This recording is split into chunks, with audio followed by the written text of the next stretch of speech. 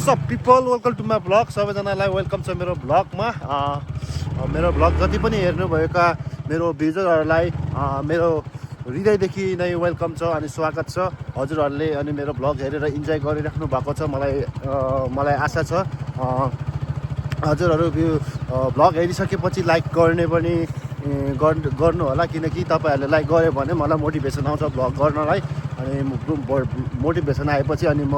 दिनहुँ daily blog पनि गर्न सकिन्छु त्यसै कारणले तपाईँहरूले मोटिभेसनको लागि लाइक कमेन्ट सब्सक्राइब गरिदिनु होला प्लिज कृपया आज चाहिँ हामी फाइनली आज चाहिँ हामी कोटियममा दाउरा लिन गइरहेको छौँ अनि यहाँ हुनुहुन्छ मेरो बुढी राइडर आयुषा तामाङ उहाँले चाहिँ राइड गर्दै हुनुहुन्छ है गाइजहरू हेर्न सक्नुहुन्छ हामी यो चाहिँ मेरो घरको नयाँ बाटोबाट गइरहेको छौँ है गाइजहरू यता हुनुहुन्छ राइडर आयुषा तामाङ बाटोको कन्डिसन यस्तो छ है चिसो बढेको छ हाम्रो यता हैन चिसो बढेको छ के गर्नु चिसोले कामै गर्न सक्दैन बिस्तारैबाट उठ्नु मनै लाग्दैन तर के गर्नु काम त गर्नु पर्यो अल्छी मानेर त हुँदैन है बुढा हो नि हेलो हेलो मेरो बुढाको भ्लग हेरेर हजुरहरू सबैजनाले लाइक कमेन्ट सब्सक्राइब गरिदिनु होला किनभने उहाँले यसरी भ्लग बनाउनु भएको फर्स्टचोटि हो है बुढा हजुर अनि आज चाहिँ हामी कहाँ जान लाग्दैछौँ रे मेरो सब्सक्राइबर कति पुग्यो रे बुढी 47 जम्मा 47 सब्सक्राइबर पुगेको छ गाइज 47 अनि भ्युज चाहिँ 66 कति 80 90हरू आउँछ भ्युजहरू जतिजना पनि मेरो भ्युजरहरू हुनुहुन्छ मेरो अनि ब्लग हेरिराख्नु भएको छ भने प्लिज हजुरलाई म प्लिज भन्न चाहन्छु हजुरहरूलाई मेरो मोटिभेसनको लागि लाइक गरिदिनु होला अनि सब्सक्राइब पनि गरिदिनु होला है गाइज प्लिज यो चाहिँ एउटा सम्झनाको लागि बनाएको मात्र हो के युट्युबमा त्यस्तो भाइरल हुनु त छैन त्यो सम्झनाको लागि हो के यो भिडियो बनाउनुको कारण चाहिँ सम्झनाको लागि मात्रै बनाएको हो अब फिलहाल पछि गएर अब पुरा फ्यामिलीसँग चारवटा टिभीमा हेर्नको लागि सम्झनाको लागि अब पहिला यसरी थियो अहिले यसरी भयो हुन सम्झनाको लागि चाहिँ बनाएको भ्लग हो हजुरहरूले त्यस्तो नेगेटिभ रूपमा नलिदिनु होला प्लिज हामी चाहिँ कुनै भाइरल हुनलाई यताउति हुनलाई बनाएको भ्लग चाहिँ होइन है गाइज के गर्नु जाडो छ हेर्न सक्नुहुन्छ यी चराले नखाओस् भनेर यसरी चाहिँ बनाइन्छ यो चराहरूले यो गहुँहरू खान्छ नि त त्यसैले हाम्रो यता कञ्चनपुर पुनर्वासमा चाहिँ यतिको के भन्छ सम्म थलो छ है के भन्छ प्लेन एरिया अनि उता हाम्रो कैलालीदेखि उता गयो भने डलरडुल्ला जस्तै अब डोटी बजाङ झारलाङतिर चाहिँ अब डाँडाकाँडा हुन्छ वहाँ चाहिँ अब धेरै नै उदो हुन्छ नि त हाम्रो कञ्चनपुरतिर चाहिँ यस्तोसम्म थलो हुन्छ जे गर्दा पनि सजिलो सबै कुराहरू मसिनले गर्छ हेर्न सक्नुहुन्छ अन्नबाली उब्जनी गर्नलाई एकदम राम्रो ठाउँ चाहिँ कञ्चनपुर हो पुनर्वास हेर्न सक्नुहुन्छ यो जस्तै उखु काटिसकेर स्ट्रलीमा यसरी बोकिन्छ उता चाहिँ अब उखुको अब ड्याडी होइन होला नि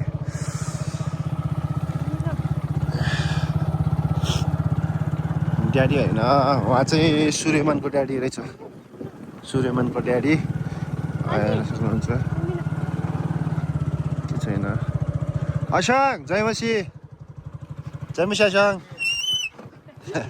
उहाँ चाहिँ मेरो साथीको ड्याडी हुनुहुन्छ सूर्यमान साथीको ड्याडी सूर्यमान साथी तपाईँ हेर्दै हुनुहुन्छ भने मेरो ब्लग हेर्दै हुनुहुन्छ भने कृपया गरेर प्लिज कन्ट्याक्ट गरिदिनु होला उहाँको तपाईँको बुवासँग प्लिज हजुरलाई म अनुरोध गर्दछु प्लिज किनकि उहाँले जिन्दगीमा धेरै कुराहरू सहनु भएको छ मात्र अब आशा गरेको भनेको तिमी मात्र हो साथी त्यही भएर त्यो आशा पनि नतोडिदिनु होला किनकि उहाँ धेरै नै निराश हुनुहुन्छ उहाँलाई अब उहाँको अब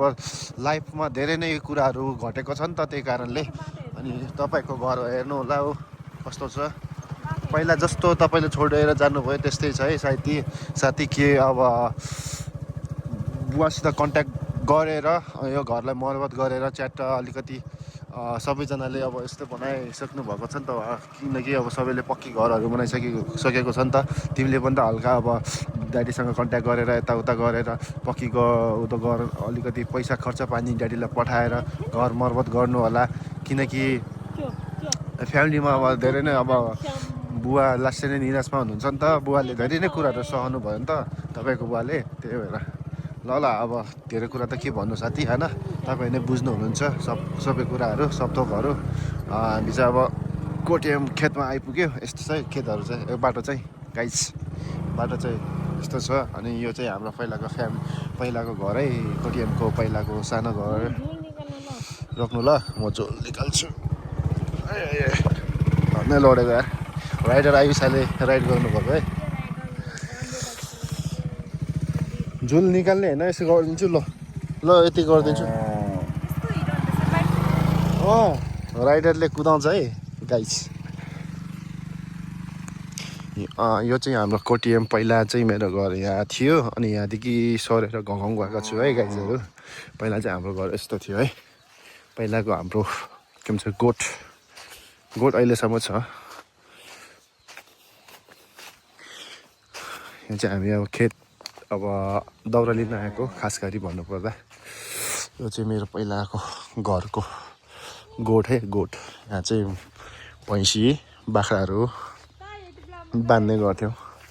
यहाँ चाहिँ मेरो घर थियो है यहाँनिर चाहिँ यो एरियामा चाहिँ मेरो घर थियो पहिलाको अहिले भर्काएर उता लगिसक्यो यो चाहिँ हाम्रो बचपन गएको छ यो धारामा चाहिँ मेरो बचपन उता चाहिँ टोइलेट थियो है मेरो त्यो चाहिँ मेरो साथीको रस्सी उता छ राइडरले रस्सी पनि लिँदैन यार सबै थोक मैले लिनुपर्ने हेर्न सक्नुहुन्छ आइसा तपाईँ एकदम कामचोर हुनुहुन्छ उहाँ राइडर पनि रस्सी धरी समात्दैन कस्तालाई हाम्रो त्यस्तो ठाउँै छैन के गर्नु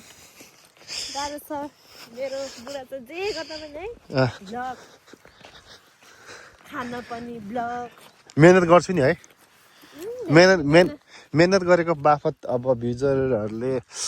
लाइक पनि गरिदिनुहुन्न त्यही भएर निराशा हुन्छ कहिले कहिले चाहिँ डिमोटिभेटेड हुन्छ क्या लाइक नगरेर निराशा नहुनु न ओए बुढीले टेन्सन दिएको निराश हुन्छ जब त्यो लाइक नगरेर निराश हुन्छ अलिकति अब लाइक पनि आयो भने त वाउ मेरो भ्लग पनि सबैजनाले हेर्दो रहेछ माया गर्दो रहेछ मलाई भन्ने हुन्छ नि त अलिकति भ्लग बनाउने अब भोलि के नयाँ के भन्छ नयाँ भ्लग के ल्याउने त्यस विचार आउँछ नि त अब लाइकै गरेर भिडियो अपलोड गर्छु लाइकै बुढीले मात्रै गरेर भएन नि त अनि लाइकले चाहिँ यस्तो हो कि म चाहिँ भाइरल हुनलाई भ्लग बनाएको चाहिँ होइन कि बुढी यस्तो हो कि अनि त्यो पर्सनली ठाउँमा छ बुढीले चाहिँ गरिहाल्छ नि लाइक त यस्तो हो कि अब लाइक गऱ्यो भने जस्तो भ्युजरहरूले कि अब जति पनि मेरो भ्लगहरू हेर्दै हुनुहुन्छ नि उहाँहरूले लाइक गरिदियो भने यस्तो छ है यो मान्छे फटा एकदम यो चाहिँ मेरो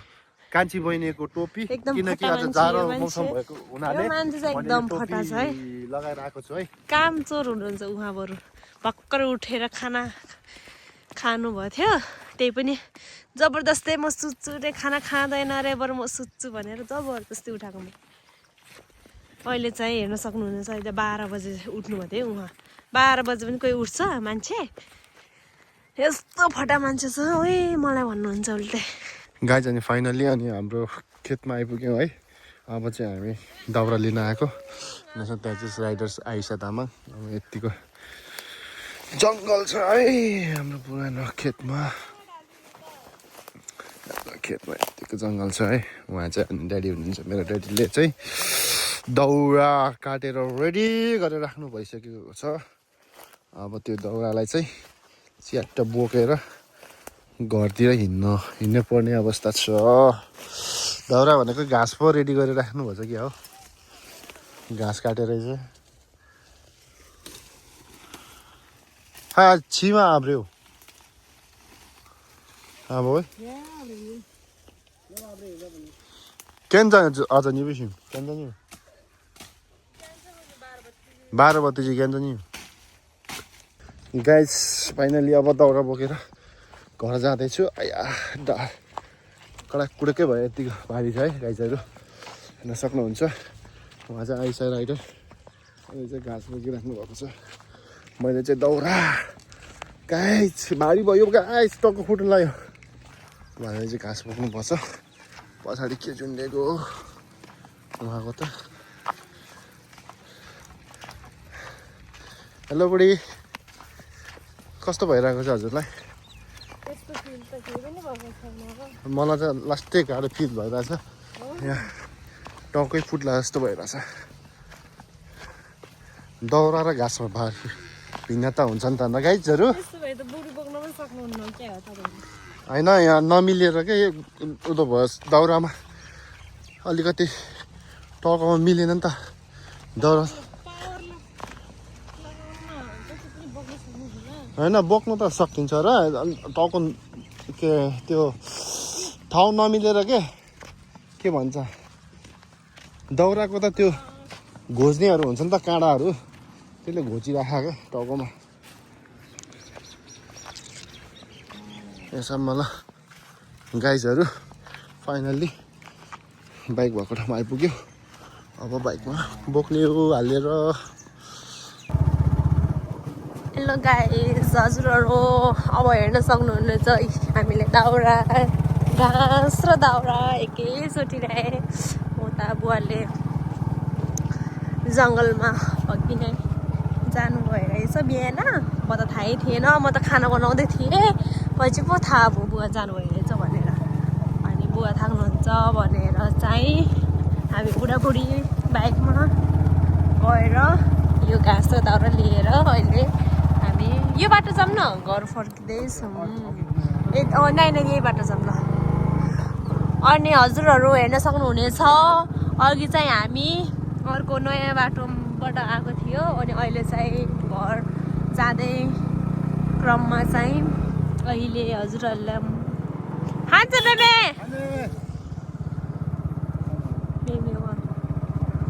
टिप्नु बेबे खै त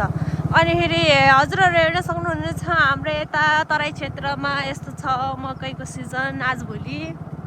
कसैको चाहिँ ठुलो भइसक्यो कसैको चाहिँ यस्तै छ अनि उता चाहिँ केराबारी हेर्न सक्नुहुनेछ अनि यता चाहिँ मकैबारी हेर्न सक्नुहुनेछ अनि यता चाहिँ तोरीबारी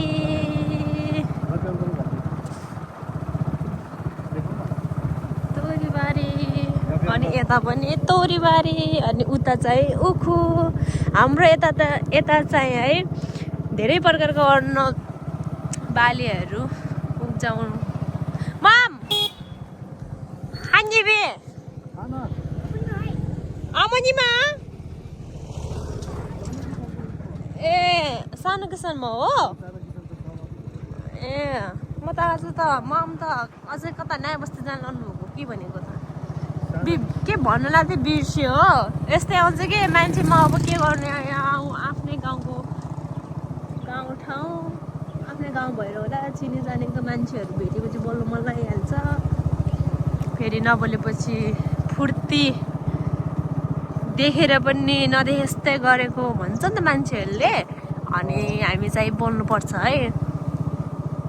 नचिनेको मान्छेसँग चाहिँ बोल्नुहुन्न चिने जानेको आफ्नो गाउँठाउँको फ्यामिलीहरूसँग चाहिँ बोल्नुपर्छ अनि यस्तो छ बाटो हाम्रो यता अब यो बाटो खै कहिले फिक्स बन्ने हो थाहै छैन अनि अघि चाहिँ मैले हजुरहरूलाई तोरीबारी उखु केराबारी सबै देखाइसकेँ नि अनि हजुर यता पनि हेर्नु सक्नुहुनेछ केराबारी यस्तो छ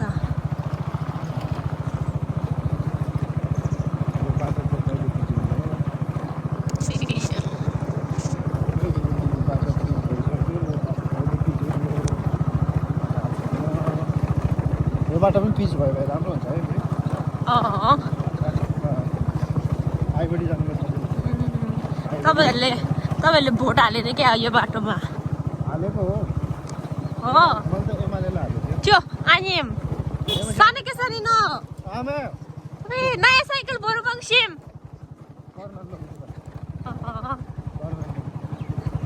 अघि फर्स्टमा बाज भेट्नुभएको थियो अनि अहिले त हाम्रो छिमेकी मम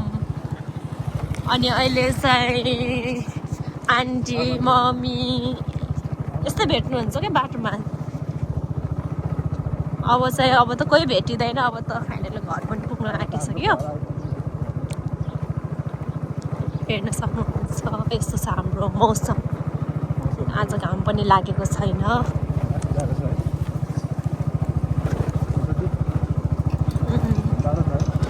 टाढो छ बाख्राहरू यस्तो छ